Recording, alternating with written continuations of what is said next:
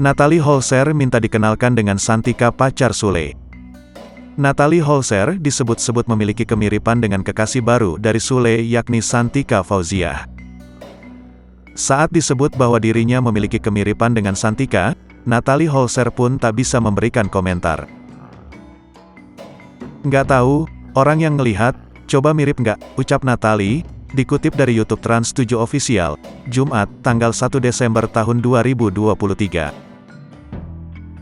Natalie juga mengungkap dirinya belum pernah bertemu dengan kekasih Sule itu. Karena itulah, Natalie ingin dipertemukan dan dikenalkan dengan Santika.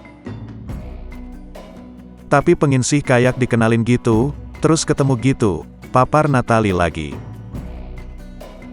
Natalie Holzer juga menepis dugaan yang menyebutnya kepanasan melihat hubungan Sule dan Santika.